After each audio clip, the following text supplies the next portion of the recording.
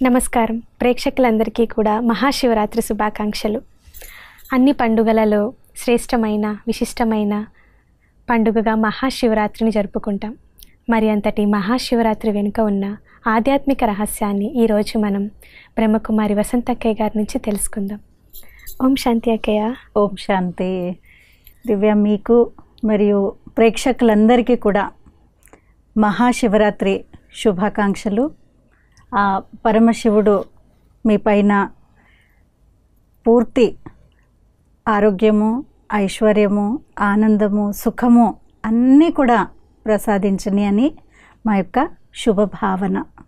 అక్కయ్య గారు, దేవీ నవరాత్రులు, గణపతి రాత్రులు, శ్రీకృష్ణ జన్మాష్టమి, ఏ పండుగ అయినా సరే మహాశివరాత్రికి రాత్రిలో ఉన్నంత విశిష్టత మరి ఏ పండగకి ఉండదు.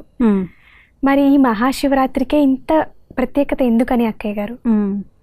చాలా మంచి ప్రశ్న అడిగారు. ఎందుకు అనంటే ఇవన్నీ మీరు చెప్పినవన్నీ కూడా రాత్రుల్లో పేర్లు మెన్షన్ చేస్తున్నాం. దేవి నవరాత్రులు అని అంటాము, అంటే రాత్రికి మహత్వం ఉంది.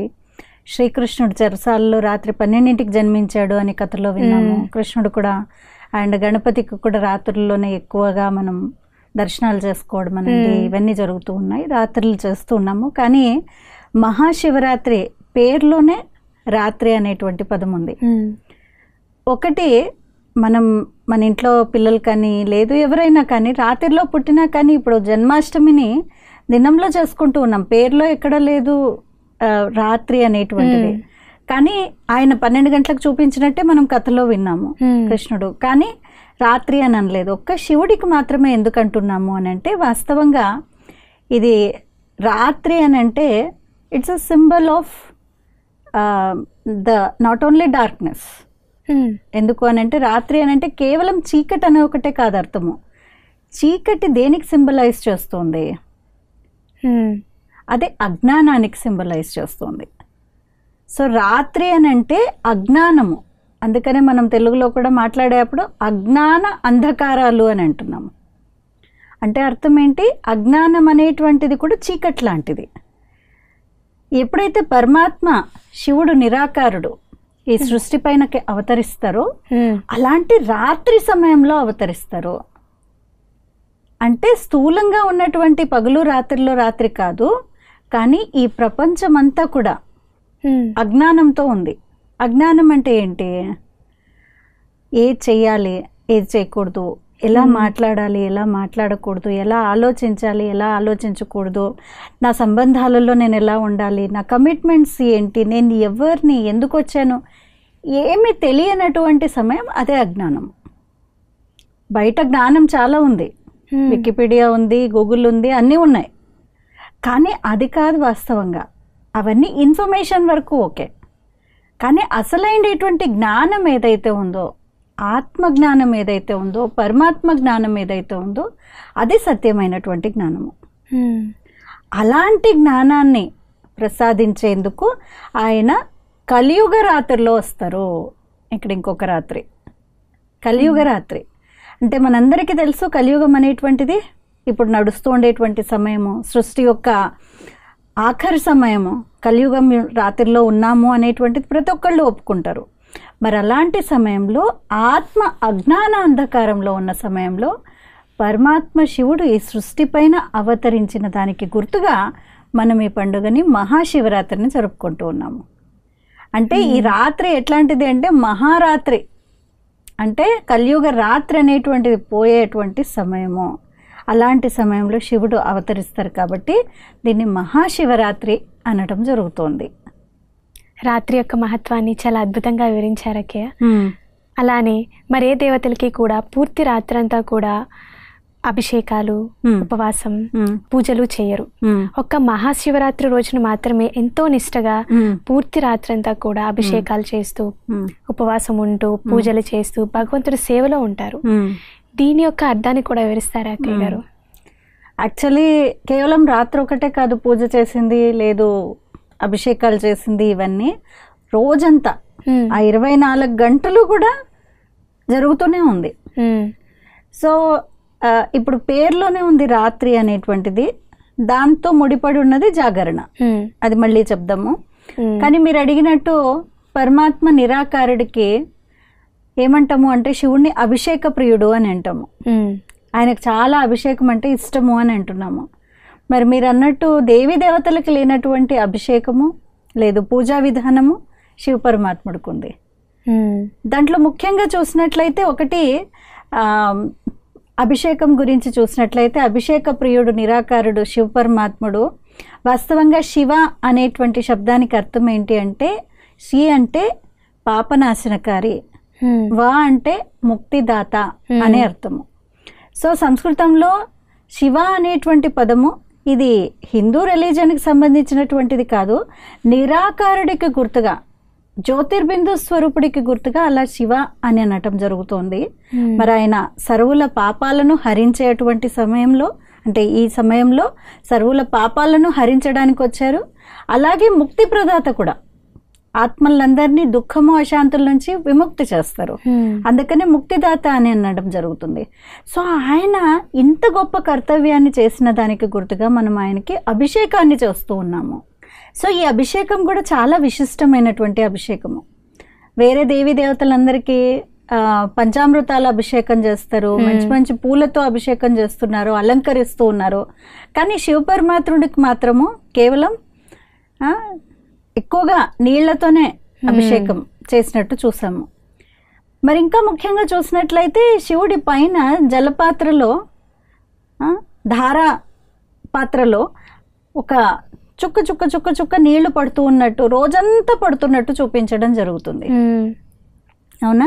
ఏ శివాలయానికి వెళ్ళినా కానీ ప్రతి ఊళ్ళల్లో చిన్న చిన్న ఊర్లలో కూడా శివాలయాలు ఉంటాయి. తప్పకుండా ఈ సిస్టము ఈ రోజంతా కూడా తప్పకుండా ఉంటుంది శివరాత్రి రోజు. సో వాస్తవంగా దీనికి కూడా ఎంతో అర్థం అనేటువంటిది ఉంది. మరి శివ పరమాత్ముడికి చేసేటువంటి ఆ అభిషేకం నీళ్లతో చేస్తూ ఉన్నాము అని అంటే వాస్తవంగా పరమాత్మ జ్ఞానం అనేటువంటిది ఇస్తారు. ఇంతకు ముందు అనుకున్నట్టు కలియుగ అజ్ఞాన అంధకార రాత్రిలో అజ్ఞానం నుంచి బయటకు తీయడానికి జ్ఞానాన్ని ప్రసాదిస్తున్నారు. సో ఆ జ్ఞానాన్ని మనము ఎలా చూపిస్తున్నాము అని అంటే జ్ఞాన అమృతము అని అనటం జరిగింది. ఆయన ఇచ్చిన దానికి గుర్తుగా ఆయన పైన ఆ అమృతాన్ని మనం అభిషేకం ద్వారా వేస్తున్నట్టు. ఇంకొకటి ఆ జలధార కూడా ఏదైతే ఉందో అది ధారలాగా కాకుండా ఒక్కొక్క బొట్టు బొట్టు పడినట్లు అనిపిస్తుంది, ఒక్కొక్క బొట్టు పడేలాగానే సెట్ చేయడం జరుగుతుంది. సో వాస్తవంగా పరమాత్మ జ్ఞానసాగరుడు నిరాకారుడు జ్ఞాన అమృతాన్ని ఏదైతే ఇస్తున్నారో ఒక్కొక్క అమృతం వచనాలు ఒక్కొక్క జ్ఞాన అమృతం అనేటువంటిది ఎలాంటిది అని అంటే మనలో కంప్లీట్ ఒక చేంజ్ అని తీసుకుని వస్తుంది. ఇప్పటిదాకా నాకున్నటువంటి అవుట్లుక్ ఏంటి, పర్స్పెక్టివ్ ఏంటి, నా ఆలోచన విధానం ఏంటి, నేను ఎలా ఉంటున్నాను, ఎలా మాట్లాడుతున్నాను, వీటన్నిటికీ భిన్నంగా ఇప్పుడు పరమాత్ముడు ఇచ్చినటువంటి జ్ఞానంతో ఒక 360 డిగ్రీ చేంజ్ వస్తుంది మన జీవితంలో. అర్థమవుతుంది కదా? సో అంత చేంజ్ అనేటువంటిది పరమాత్మ జ్ఞానంలో ఉన్నటువంటి శక్తి, అది సత్య జ్ఞానానికి ఉండేటువంటి శక్తి. అది ఏ రిలీజన్కి సంబంధించినటువంటిది కాదు, వాస్తవంగా ప్రతి ఆత్మకి, బేసికలీ ప్రతి ఆత్మకి ఈ సమయంలో అలాంటి జ్ఞానం అనేటువంటిది అవసరము. సో అలాంటి జ్ఞానం యొక్క ఒక్కొక్క చుక్క మన జీవితంలో మార్పు తెస్తుంది. సో ఇప్పుడు భగవంతుడికి అలా బొట్టు బొట్టు అర్పిస్తున్నాము అని అంటే భగవంతుడు ఏమంటారు అని అంటే మీ యొక్క ఒక్కొక్క సంకల్పము, ఒక్కొక్క వాక్కు, మీ యొక్క ఒక్కొక్క పనులు ఎలా ఉండాలి రోజు అని అంటే నా పైన సమర్పించే విధంగా చేసుకోండి, అంత అర్హంగా చేసుకోండి. ఉండాలి కదా దానికి కూడా. ఇప్పుడు ఏమంటే అది మాట్లాడాను, ఏదంటే అది ఆలోచించాను, ఎలా అంటే అలా ఉన్నాను అని అంటే అలాంటివి భగవంతుడు స్వీకరిస్తారా అని అంటే నాకే బాగా అనిపించదు అలాంటివి అర్పించడానికి. సో భగవంతుడు వాస్తవంగా ఇవన్నీ చేయండి, ఈరోజు మనం ఏం చేస్తున్నామో అన్ని ఆచారాలు చేయండి, కానీ వాస్తవంగా అర్థం తెలుసుకొని ఆ విధంగా మన జీవితంలో తీసుకొని రావటము స్పిరిచువాలిటీ, ఆధ్యాత్మికత యొక్క ముఖ్య ఉద్దేశము. ఓకే. సో అది ఒకటి అభిషేకం. ఇంకొకటి దేవీ దేవతల్ని అలంకార ప్రియులు అని అంటారు. శివుణ్ణి అభిషేక ప్రియుడు అని అన్నాము. సో అలా అభిషేకం చేసినా కానీ అలంకరించేది మళ్ళీ ఎలాంటివి వాడుతున్నాము?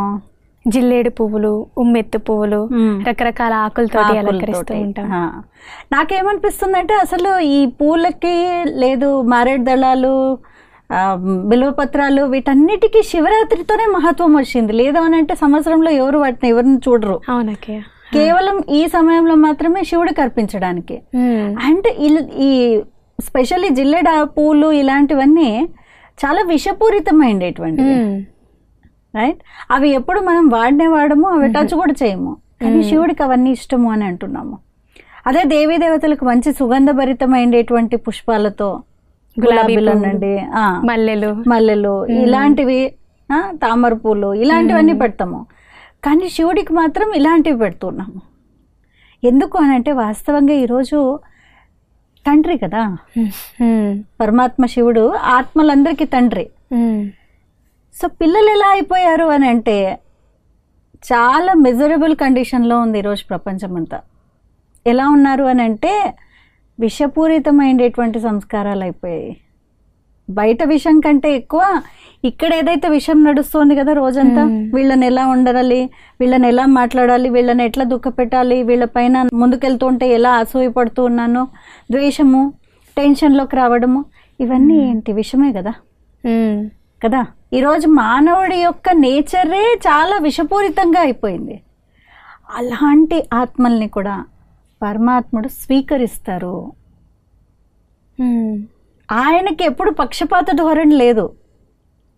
ఎవరు ఎలా ఉంటే కూడా పరమాత్మ ప్రేమ ఎలాంటిది అని అంటే అలాంటి ఆత్మల్ని కూడా సంపూర్ణంగా పరివర్తన చేసేది, పూర్తిగా మార్చేసేటువంటిది.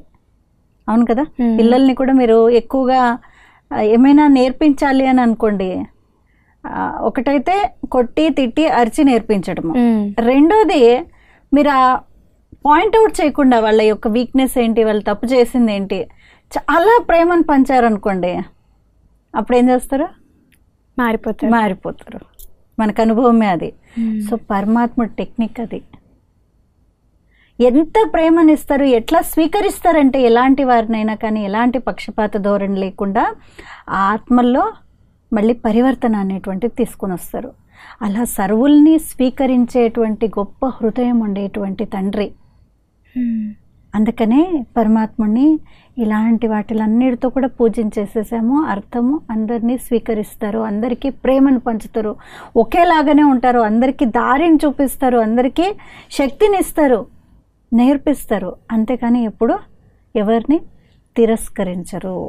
హి never rejects, he always accepts everyone as they are. వాళ్ళు ఎలా ఉంటే అలా యాక్సెప్ట్ చేస్తూ ఉన్నారు. పరమాత్మనికి చేసే అభిషేకాలు ఆధ్యాత్మికంగా చాలా చక్కగా వివరించారకే.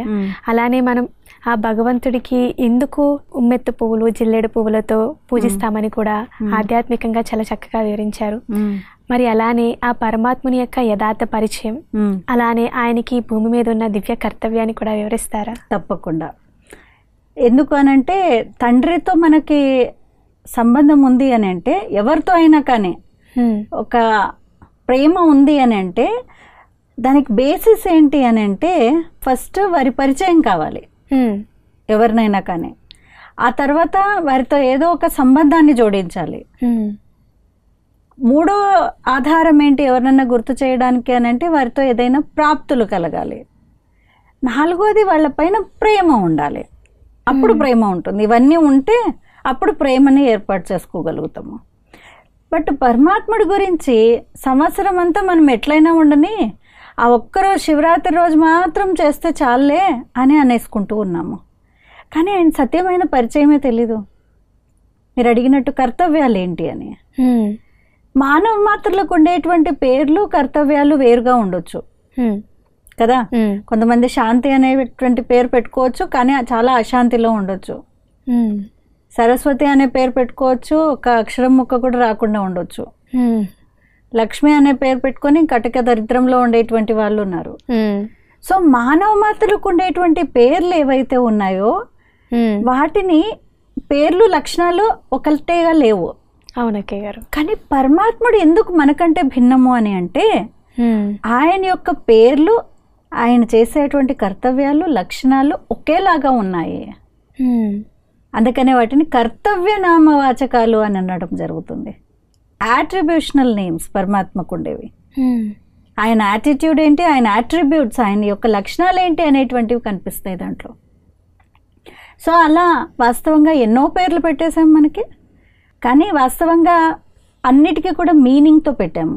ఇప్పుడు విశ్వనాథుడు అని అంటే మొత్తం విశ్వానికి అందరికీ తండ్రి అనే అర్థము. అంటే విశ్వాత్మలందరికీ నిరాకారుడు, పరంజ్యోతి, పరమాత్ముడు, తండ్రి అని గుర్తు. మరి ఒక్కొక్క చోట అమర్నాథుడు అని అన్నాం పరమాత్ముడిని. అమరంగా ఉండేటువంటి వాడు. అంటే అమరం అంటే ఏంటి? మరణం లేనివారు. అంటే ఎప్పుడు ఒకేలాగా ఉండేటువంటి వాడు కదా. మనలాగా జన్మ మరణ చక్రాల్లోకి రానటువంటి వాడు. జన్మ మరణ చక్రాల్లోకి వచ్చాము అని అంటే జన్మ తీసుకున్నాము, పెద్దవాళ్ళు అయ్యాము, ఆ తర్వాత పెళ్ళయింది, ముసలి వాళ్ళు అయ్యారు, మళ్ళీ శరీరం వదిలేయడం, మరణం. సో ఇలాంటి చక్రమే లేనటువంటి వాడు. అందుకని ఇంకొక పేరు మృత్యుంజయుడు అని కూడా పేరు పెట్టాం పరమాత్ముడికి. అంటే ఆయన అమరమైండేటువంటి వారని ఒక అర్థము. ఇంకొకటి ఆయన ఇచ్చేటువంటి జ్ఞానం ఏదైతే ఉంది కదా, అది కూడా అమరమైండేటువంటిది. దానికి కూడా ఎప్పుడు మృత్యువు లేదు. Knowledge is eternal, knowledge is light and might. So అలాంటి జ్ఞానాన్ని ప్రసాదిస్తారు కాబట్టి ఆయన్ని ఆ విధంగా అమర్నాథుడు అని అంటూ ఉన్నాము. అదే సోమము అంటే జ్ఞాన అమృతాన్ని తాగిస్తారు కాబట్టి సోమనాథుడు అని అన్నాము. పశు స్వభావం ఉండేటువంటి వారిని, పశు ప్రవృత్తి ఉండేటువంటి వారిని కూడా మారుస్తారు. వారిని కూడా ప్రేమతో మార్చేటువంటి గుణం ఉంది కాబట్టి ఆయన్ని పశుపతినాథుడు అని అన్నాము. ఇలా రకరకాల పేర్లతో మనం ఆయన్ని పిలవటం జరుగుతోంది. కానీ వాస్తవమైనటువంటి పేరేంటి అంటే శివుడు. ఇంతకుముందు అనుకున్నట్టు శివ అని అంటే అర్థము సంస్కృతంలో కళ్యాణకరుడు, మంగళకరుడు, శుభకరుడు అని అర్థము. అంటే ఎల్లప్పుడూ అందరి పట్ల లేదు అందరి యొక్క కళ్యాణార్థం, అంటే వాళ్ళ ఉన్నతి చేసేటువంటి వారు, శుభాన్ని కలిగించేటువంటి వారు, మంగళప్రదాయత ఆయన. అందుకని ఆయన్ని శివ అని అనటం జరుగుతుంది. సో మనం ఏం పేర్లన్నా పెట్టని వాస్తవమైనటువంటి పేరు సదా శివుడు. సదా అంటే ఎల్లప్పుడూ, ఎల్లప్పుడూ కళ్యాణకారి, ఎల్లప్పుడూ మంగళకారి, ఎల్లప్పుడూ శుభకారి. సో అది ఆయన యొక్క నామం సదాశివుడు. మరి ఈ ప్రపంచంలో ఉన్నారా వారు? జన్మ మరణాల్లోకి రారు అని అన్నారు కదా. కాబట్టి ఈ ప్రపంచంలో లేరు. ఇది ఇంకా ఎవిడెంట్గా ఎక్కడ మనకు అర్థమవుతుంది అని అంటే ఎప్పుడైతే మనం దేవుడి దగ్గరికి వెళ్తామో, పరమాత్మ దగ్గరికి మొక్కుంటామో, ఏమంటాము? భగవంతుడా వచ్చి నా కష్టాలన్నింటినీ తీర్చేయ్యా అని అంటాము. వచ్చి నా కష్టాలని తీర్చు అని అంటే అర్థం ఏంటి? ఇక్కడ లేరు, లేరు, వేరే చోట ఉన్నారు, వారిని మనం పిలుస్తూ ఉన్నాము అని అర్థము. రైట్? సో పరమాత్ముడిని పిలుస్తున్నాం మనం. అంటే ఈ ప్రపంచంలో లేరు, ఈ స్థూల ప్రపంచంలో లేరు. మరి ఆయన ఎక్కడ ఉంటారు అని అంటే ఈ స్థూల ప్రపంచానికి, సూక్ష్మ ప్రపంచానికి కూడా పైన బ్రహ్మాండము, జ్యోతి మహాతత్వము, శాంతిధామము, పరంధామ నివాసి. అందుకని ఆయన పేర్లలో కూడా పరంధామ నివాసి పరమాత్మ అని అంటాం. సో అక్కడ ఉంటారు. అందుకనే ఆయన అవతరించిన దానికి గుర్తుగా మనం మహాశివరాత్రిని చేసుకుంటూ ఉన్నాము. అంటే ఇక్కడ లేరు కాబట్టి ఆయన ఈ సృష్టి పైన అవతరిస్తారు ధర్మస్థాపన చేయడానికి కోసము. భగవద్గీతలో కూడా చెప్పడం జరిగింది, ఎప్పుడైతే అధర్మాలన్నీ ఎక్కువైపోయాయో, సత్యమైన ధర్మానికి నిలువు నీడ లేకుండా పోయిందో, అలాంటి సమయంలో నేను మళ్ళీ అవతరిస్తాను అని. సో ఆయన అవతరించిన దానికి గుర్తుగా ఈ పండుగ చేసుకుంటూ ఉన్నాం. సో పరమాత్ముడు పరంధామంలో ఉన్నారు. మరి రూపం ఎలా ఉంది? ఇప్పుడు చూడండి, మీరు ఎంత చక్కగా తయారై వచ్చారు, మీ రూపం చాలా సుందరంగా ఉంది. మరి పరమాత్ముడు రూపం ఏంటి? మనలాంటి రూపం ఉందా? లేదు మనలాగా డ్రెస్ అయ్యారా? లేదు. ద్వాదశ జ్యోతిర్లింగాల రూపంలో పూజిస్తుంటాం, పూజ చేస్తూ ఉంటాము. అంటే జ్యోతిర్లింగము అని అంటున్నాము. లింగం అంటే ఏంటి? లింగం అంటే బేసికలీ అ సింబల్. ఇప్పుడు స్త్రీలింగము అని అంటే స్త్రీ యొక్క దేహము, పుంలింగము పురుష దేహము. మరి ఆయన్ని శివలింగము అని అంటున్నాము. అంటే స్త్రీలింగము పుంలింగము అంటే దేహాలు లేవు ఆయనకి, ఈ ప్యాకేజ్ లేదు. ఎలా ఉన్నారు? శివలింగము, కళ్యాణకరుడు, మంగళకరుడు, శుభకరుడు, జ్యోతిర్లింగము, జ్యోతి. ఆ పైన ఏదైతే అంగుష్టాకారంలో చూపించామో అది ఆయన రూపము. బట్ కింద సింబల్. లింగము అని అంటే సింబల్ అని అనుకున్నాము. ఒక స్టాండ్ లాగా చేసి దానిపైన కూర్చోపెట్టాము. ఎందుకు అని అంటే మనం పూజ చేసుకోవడానికి, లేదు అభిషేకం చేయడానికి, అలంకారం చేయడానికి, వీటన్నిటికీ అనువుగా. కానీ వాస్తవంగా ఉన్నది ఇంత పెద్దగా కూడా లేరు. Just an energy, beautiful powerful energy, పరమపిత. సో ఇలాంటి ఎనర్జీ కాదు, ఇది basically all of us are energies. కానీ ఆయన ఎనర్జీ ఎప్పటికీ ఒకేలాగా ఉండేటువంటి వారు. అంటే నిరాకార జ్యోతిర్బిందు స్వరూపం, డాట్, జస్ట్ లైట్. సో అందుకనే ఆయన 3 విభూది రేఖలు పెట్టి మధ్యలో కుంకుమ బొట్టు పెడుతున్నాము. అంటే అర్థం ఏంటి? ఆయన వాస్తవంగా బ్రహ్మ విష్ణు శంకరులు. కర్తవ్యం అడిగారు కదా మీరు. బ్రహ్మ విష్ణు శంకరుడు త్రిమూర్తుల ద్వారా సర్వ కర్తవ్యాలను చేయించేటువంటి వాడు నిరాకార తండ్రి. కుంకుమ బొట్టు చిన్నగా పెట్టాము. అంటే జ్యోతిర్బిందు స్వరూపుడు, నిరాకారుడు. మరి ఆయన ఏం చేస్తారు? మనం మామూలుగా త్రిమూర్తులు అనగానే బ్రహ్మ ద్వారా స్థాపన, విష్ణు అంటే పాలన, శంకరుడు అంటే వినాశకారి అని అంటున్నాము. సో ఏం స్థాపన చేస్తారు? ఉన్న సృష్టి ఉంది, మళ్ళీ ఏం స్థాపన చేస్తారు?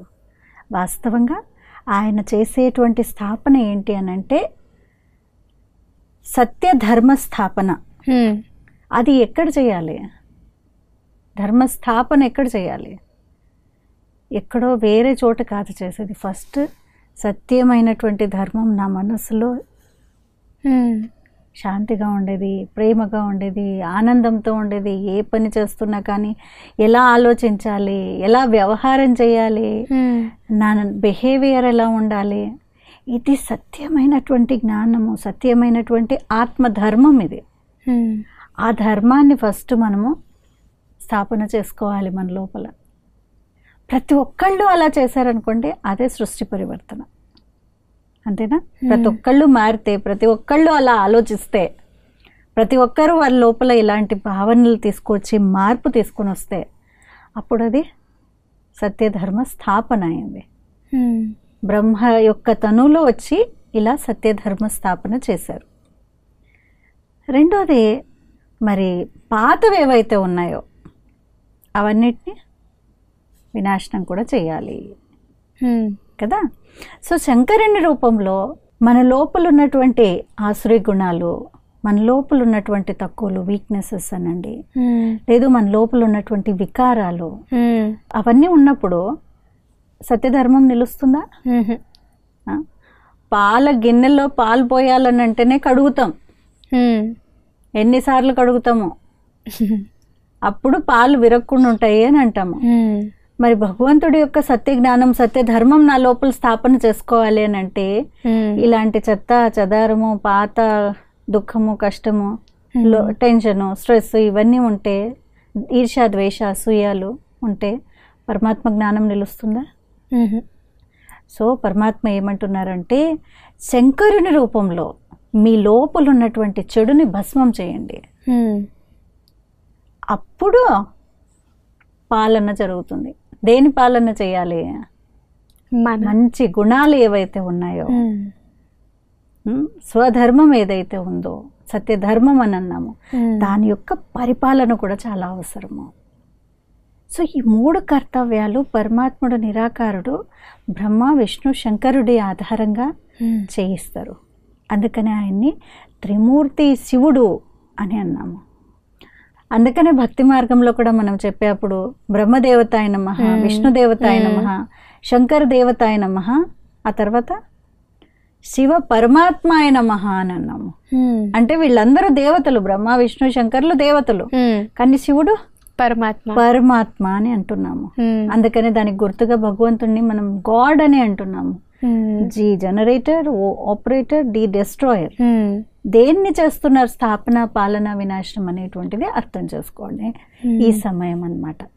అండ్ ఆయన చేసే కర్తవ్యాలు ఆయన చేస్తున్నారు, కానీ మనం కూడా ఒక మాస్టర్ గాడ్స్గా నాలో ఉన్నటువంటి చెడుని దగ్ధం చేయాలి, సత్యధర్మాన్ని స్థాపన చేసుకోవాలి, పాలన కూడా చేయాలి.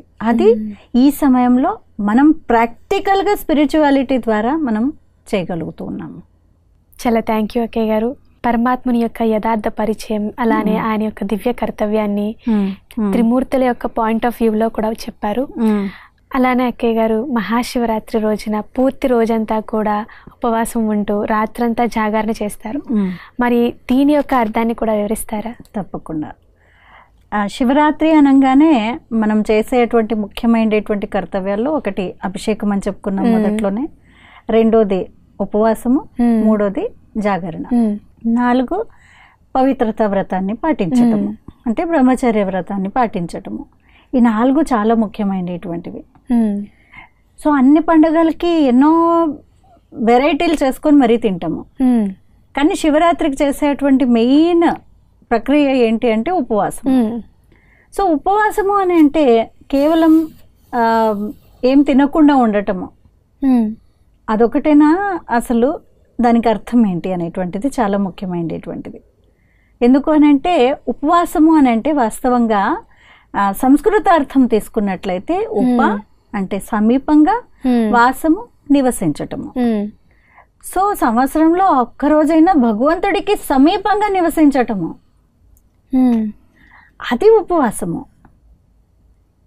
సమీపంగా ఎలా నివసిస్తాము? భగవంతుడు పరంధామ నివాసి, నేనేమో ఈ స్థూల లోకంలో ఉన్నాను, ఎలా సమీపంగా ఉంటాను?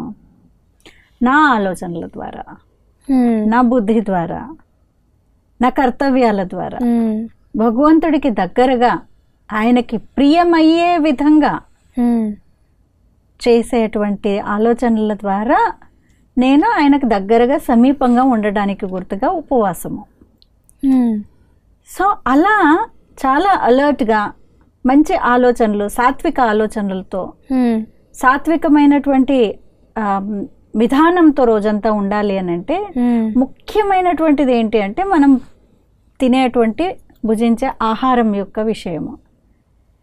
సో ఆ ఒక్కరోజైనా కానీ భగవంతుడికి దగ్గరగా నివసించాలి అని అంటే ఎక్కువ మసాలాలు లేదు, ఫ్రైస్ ఉండేటువంటివి, అలాంటి రజోప్రధాన తమో ప్రధానమైనటువంటి భోజనం తీసుకుంటే ఏమవుతుంది? ఫస్ట్ నిద్ర వస్తుంది. సో నిద్ర రాకుండా అలర్ట్గా మంచి ఆలోచనలతో, సాత్వికమైనటువంటి ఆలోచనలతో ఉండమని మనకి పెద్దవాళ్ళు చెప్తే మనమేమో అవన్నీ వదిలేసి కేవలం రోజు కంటే ఎక్కువ భోజనం గురించి ఆ రోజు ఆలోచిస్తాము. అవునా? నేను ఈరోజు ఇది తినట్లేదు కాబట్టి ఇది తింటాను, ఇదైన తర్వాత ఈ ఫ్రూట్ తింటాను, ఇదైన తర్వాత కొబ్బరి నీళ్ళు తాగుతాను, ఇదైన రోజంతా నడుస్తూనే ఉంటుంది. కొంతమందిది అయితే పూజ తక్కువైపోతుంది, కానీ ఉపవాసం పేరు చెప్పుకొని ఇది ఇది ఇది అని లైన్గా అయిపోతుంది. వాస్తవంగా ఏది ఉపవాసం అంటే దేన్ని విసర్జించటం, దేన్ని వదిలేయాలి అసలు. వాస్తవంగా light food is always good. ఇప్పుడు ఫాస్టింగ్లో ఇంటర్మీడియట్ ఫాస్టింగ్ అని, వారానికి ఒక రోజు ఫాస్టింగ్ అని అందరు హెల్త్ కాన్షియస్తో చేస్తున్నారు, చాలా మంచిది. హెల్త్ వైజ్ శరీరానికి రిపేరింగ్, శరీరానికి రెస్టింగ్, ఇవన్నిటి కోసము లైట్ ఫుడ్ తీసుకోవడం చాలా మంచిది. కానీ ఫుడ్లోనే మనం మనసునంతా పెట్టేసేది ఇది కరెక్ట్ కాదు. సో ఉపవాసం చెయ్యండి, బట్ దాంతోపాటు భగవంతుడికి దగ్గరగా ఉండేటువంటి ఆలోచనలు చేయండి. ఇది చాలా ముఖ్యమైనటువంటిది. ఇంకా జాగరణ అని అన్నారు. జాగరణ అని అంటే అర్థం ఏంటి వాస్తవంగా అని అంటే జాగృతంగా ఉండటము, to be awake, to be alert, to be active always. వాస్తవంగా శివరాత్రి జాగరణ ఈ రెండిటికి చాలా దగ్గర సంబంధం. రాత్రిలో చేసే పని జాగరణ, ఈ రెండు కలుపుతూ ఉన్నాం. సో జాగరణ అని ఎందుకని పెట్టినారు? జాగరణ అనే కాన్సెప్ట్ ఏంటి అని అంటే వాస్తవంగా జాగృతావస్థలో ఉండటము. అంటే ఒకప్పుడు రాత్రిపూట మోసాలు, వికారాలు, చెడు, నెగటివిటీ అట్ ద పీక్. రాత్రి అంటేనే సింబాలిజం నెగటివిటీ, రాత్రి అనగానే వికారాలు, రాత్రి అనగానే చెడు. ఇప్పుడు అలా ఏం లేదు, అన్ని సమయాల్లోనూ చెడు జరుగుతూనే ఉంది, అన్ని సమయాల్లోనూ అన్ని జరుగుతూనే ఉన్నాయి. సో వాస్తవంగా పరమాత్ముడు నిరాకారుడు ఎప్పుడైతే అవతరిస్తారో కలియుగ అజ్ఞాన అంధకార సమయంలో, ఆ సమయంలో మాయ యొక్క మోసాల నుండి, అంటే వికారాలు నా దగ్గరికి రాకుండా, లేదు చెడు నా దగ్గరికి రాకుండా, చెడు ఆలోచనలు రాకుండా అలర్ట్గా ఉండాలి అని అంటే భోజనం యొక్క విషయం చాలా ఉంది. ఎలాంటి భోజనం చేస్తామో ఆ విధంగా మన నిద్ర ఉంటుంది. సో లైట్ ఫుడ్ తీసుకొని భగవంతుడి వైపు మన ఆలోచనలు పెట్టి ఉండటానికి గుర్తుగా జాగృతంగా ఉండాలి. I have to be awake. Awaken అని అంటే అర్థము మనస్సు బుద్ధిలో చెడు అనేటువంటిది రాకుండా I have to be alert. అది వాస్తవంగా జాగృతావస్థలో ఉండటము. లేదు ఒకవేళ జాగరణ చేస్తే రాత్రి శివుడు ప్రత్యక్షమైపోయి నా కోరికలన్నింటినీ తీర్చేస్తాడు అని అనుకుంటే ఎన్నో జన్మల నుంచి మనం చేస్తూనే ఉన్నాం ఈ జాగరణ. ఇంకా pathetic కండిషన్ ఏంటి అని అంటే ఈరోజు సెక్యూరిటీ గార్డులు కూడా రాత్రంతా జాగరణ చేస్తారు. లేదు ఐటీ ఇండస్ట్రీలో ఉండేటువంటి వాళ్ళు కూడా రాత్రంతా జాగరణ చేస్తున్నారు. అమెరికా టైంకి పనిచేస్తున్నారు. సో లేచే ఉన్నారు. మరి ఆ రాత్రి గురించి ఎందుకు? వాస్తవంగా అన్ని రాత్రుల్లోనూ మెలకుతూనే ఉన్నారు. మరి భగవంతుడు ఎందుకు ప్రత్యక్షం అవ్వట్లేదు? సో వాస్తవంగా భగవంతుడు సృష్టిపైకి వచ్చి జ్ఞానం ఇచ్చి జ్ఞానంతో మనల్ని జాగృతంగా ఉంచుతున్నారు, చెడు నుంచి, వికారాల నుంచి, మోసం నుంచి. అది చేసినట్లయితే అప్పుడు భగవద్ సాన్నిధ్యం అనేటువంటిది ప్రాప్తిస్తుంది.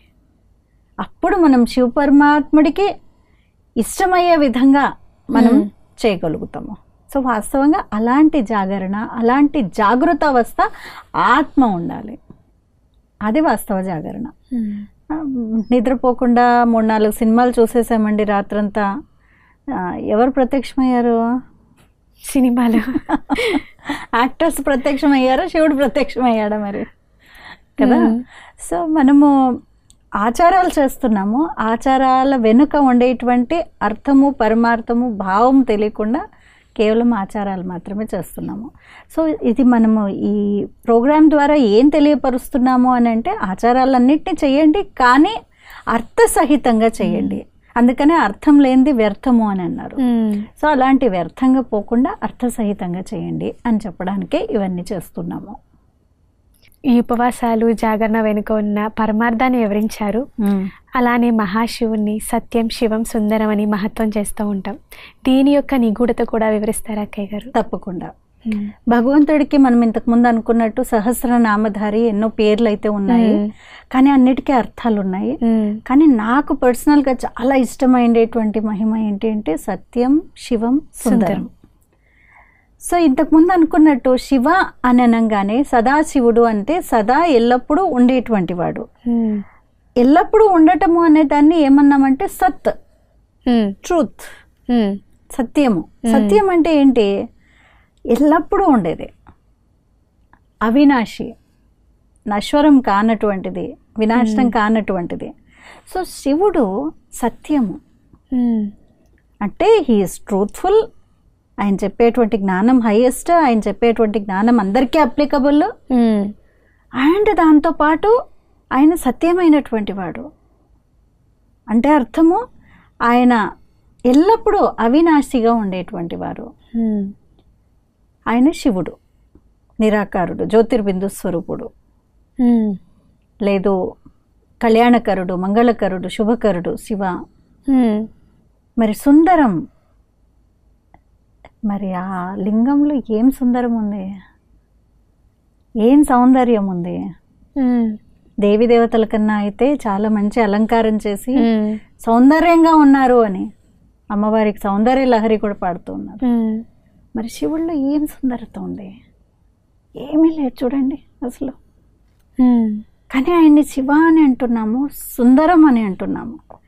సో ఆయనలో ఉండేటువంటి సౌందర్యము బాహ్య సౌందర్యం కాదు, ఆయనలో ఉన్నటువంటి సౌందర్యత గుణాల సుందరత, ఆయన చేసేటువంటి కర్తవ్యాల సుందరత, ఆయన ఇచ్చేటువంటి జ్ఞానం యొక్క సుందరత, ఆయన ఉన్నటువంటి శక్తిశాలి స్వరూపం యొక్క సుందరత, ఇవన్నిటి యొక్క సౌందర్యవంతుడు కాబట్టి ఆయన్ని సుందరం అని అనటం జరిగింది. సో సత్యము అంటే అవినాశిగా ఉండేటువంటి వారు, శివుడు కళ్యాణకరుడు, అన్ని గుణాలు శక్తులతో నిండుగా సౌందర్యంగా ఉన్నారు, సుందరంగా ఉన్నారు. అలాంటి సౌందర్యత ఏ దేవతలకు కానీ ఏ మానవ మాత్రలకు కానీ లేదు. బాహ్య సౌందర్యాన్ని చూస్తున్నారు కదా, how I'm looking, I'm I looking good, only అదే ఉంది. Look good, look good, look good. దానికోసం కావాల్సినవన్నీ చేస్తున్నాము. రోజంతా మేక్ ఓవర్ అవుతుంది, రోజంతా డ్రెస్ చేంజ్ ఓవర్ అవుతుంది, రోజంతా హెయిర్ స్టైల్ చేంజ్ అవుతుంది, and we're feeling that is what సౌందర్యం అని అంటే. కానీ ఇక్కడ భగవంతుడి యొక్క సుందరత ఏంటి అంటే గుణాల సౌందర్యత, శక్తుల సౌందర్యత, ఆయన చేసేటువంటి కర్తవ్యాల యొక్క సౌందర్యత. సో అలాంటివి చేసినట్లయితే అసలైనటువంటి శివుడు మనకిస్తున్నటువంటి జ్ఞానాన్ని తీసుకున్నట్లయితే, మన జీవితంలో అప్లై చేసినట్లయితే మనం కూడా దేవీ దేవతలంత సౌందర్యవంతులుగా అవుతాము. బాహ్య సౌందర్యం ఒకటే కాదు, అంతర్ సౌందర్యం ఏదైతే ఉందో, ఇన్నర్ బ్యూటీ ఏదైతే ఉందో అది ఎన్హాన్స్ చేసుకోవడానికే ఈ సత్యమైన రాజయోగము మరియు సహజ జ్ఞానం పరమాత్ముడు మనకు నేర్పిస్తూ ఉన్నారు. అక్కయ్య, మీరు సత్యమైన రాజయోగం అని అన్నారు. ఈ రాజయోగానికి గల అర్థాన్ని కూడా వివరిస్తారా? రాజయోగము అని అంటే, యోగము అని అంటేనే సంబంధము, కనెక్షన్ అనే అర్థము. అంటే ఆత్మ యొక్క కనెక్షన్ పరమాత్ముడితో ఉండేటువంటిది సత్యమైనటువంటి యోగము. రాజయోగము అని అంటే అర్థం ఏంటి అంటే, ఒక అర్థము రాజ్ అని అంటే రహస్యయుక్తమైనటువంటిది. అంటే పరమాత్మ నేర్పించేటువంటి యోగం ఏదైతే ఉందో, మనం నేర్చుకుంటూ ఉండేటువంటి ఆధ్యాత్మిక యోగం ఏదైతే ఉందో, ఇది బయటకు కనిపించేటువంటిది కాదు. పాలు చక్కెర కలుపుతున్నారు, అది కూడా ఒక యోగమే, అది బయటకు కనిపిస్తోంది. 2 వైర్లని కనెక్ట్ చేయాలి, అది కూడా యోగమే, అది కూడా బయటకు కనిపిస్తోంది. మనం ఎవరినైనా గుర్తు చేసుకున్నాము, వాళ్ళు వచ్చారు, అది మానసిక కనెక్షన్, అది కూడా కనిపిస్తోంది. లేదు వాళ్ళు ఫోన్ చేశారు, వాళ్ళు గుర్తు చేశారు, ఎవరికన్నా ఎక్కిళ్ళు వస్తే నన్ను ఎవరు గుర్తు చేస్తున్నారు, ఇవన్నీ బయటకు కనిపిస్తుండేది. కానీ భగవంతుడు నిరాకారుడు, ఆయన నేర్పించేటువంటి యోగం ఎలాంటిది అంటే చాలా రహస్యమైనటువంటిది, చాలా గుహ్యమైనటువంటిది, గోప్యనీయమైనటువంటిది. అదొక అర్థం రాజయోగానికి. ఇంకొక అర్థం ఏంటి అంటే రాజులుగా చేసేటువంటి యోగము. ఏది రాజులుగా చేసేది? ఏం అవసరం మనకి? రాజులు అంటే ఏంటి? రాజులు అని అంటే స్వయం పైన స్వయం శాసనం చేసే విధంగా ఉండటము. నా కళ్ళు, నోరు, నా చెవులు, నా చేతులు, లేదు నా మనస్సు నేను చెప్పినట్టు వింటున్నాయా? 24 hours అయితే 24 hours వదిలే, 1 గంట అయినా రోజంతా వింటున్నాయా అని అంటే చాలాసార్లు పెద్ద క్వశ్చన్ మార్కే కదా. నేను అనుకున్నది తినట్లేదు, ఉండాల్సిన విధంగా ఉండట్లేదు, చూడాల్సినవే చూడటం లేదు, ఇంకా ఎన్నో చూసేస్తూ ఉన్నాను, అనుకుంటాను వినకూడదు అని కానీ వినేస్తూ ఉన్నాను. కంట్రోల్ ఎక్కడుంది? మెయిన్గా మనసు పైన కంట్రోల్ లేదు, అప్పుడు ఆటోమేటిక్గా శరీరం అంతా కంట్రోల్లో వస్తుంది. సో రాజయోగము నాకి నేను రాజుగా ఎలా తయారవ్వాలి అనేటువంటిది నేర్పించేటువంటి యోగము. సో అలాంటిది చాలా సహజ రూపంగా మనము మనసు ద్వారా చేసేటువంటిది, అండ్ అన్ని ఏజ్ల వాళ్ళు చేసేటువంటిది. ఎలాంటి శారీరక శ్రమ, కష్టము, బాధ లేకుండా మనస్సు ద్వారా ఆయన పైన కనెక్ట్ అయ్యేటువంటిదే సహజ రాజయోగము. అదే ఈరోజు మనము ఇవన్నీ చేయండి మీరు తప్పకుండా, కానీ ఆయనకి మనస్సు ద్వారా కనెక్ట్ అయ్యి చాలా ప్రేమగా ఆత్మిక సంభాషణ చేయడము, భగవంతుడితో మాట్లాడటము, అది వాస్తవంగా ఈరోజు చేసినట్లయితే నిజంగా శివరాత్రికి ఉండేటువంటి పుణ్యము పరమార్థము అందరికీ లభిస్తుంది.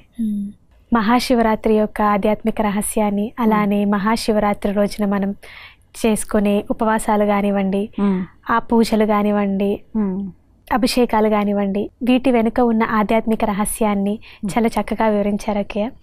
ఇలానే మా ప్రేక్షకులందరూ కూడా ఆధ్యాత్మికంగా జరుపుకోవాలని మా అందరి కోరిక కూడా. చాలా థ్యాంక్ యూ అక్కయ్య గారు. చాలా చాలా థ్యాంక్ యూ. మరి మీరు చెప్పినట్టు ఇప్పటిదాకా విన్నటువంటి విధంగా మీరు కూడా మీ జీవితాన్ని పరమాత్ముడి యొక్క సత్య జ్ఞానము, సహజ రాజయోగం నేర్చుకుని మీ జీవితాన్ని కూడా పరివర్తన చేసుకునేటువంటి సమయం అనేటువంటిది ఆసన్నమైంది. ఈ సమయంలో తప్పకుండా మనం నలువైపులా ఎంతో దుఃఖాన్ని చూస్తున్నాము, కష్టాన్ని చూస్తున్నాము. ఒకవైపు రోజు మనం వింటున్నాం న్యూస్.